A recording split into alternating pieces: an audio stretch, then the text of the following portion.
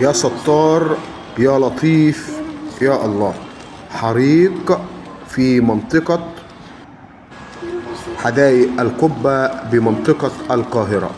استرها يا رب العالمين بجوار محلات وكان جنبها بيوت، وراها مدرسة اسمها فاطمة الزهراء في منطقة الخليج المصري بمنطقة حدائق القبة بالقاهرة.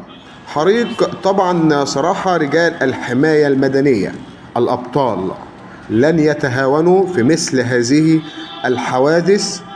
كان التعامل فوري وسريع، وتمت السيطرة على الموقف تماما. الحمد لله تمت السيطرة على الحريق الذي نشب بمنطقة الخليج المصري بمنطقة حدائق القبة بمنطقة القاهرة.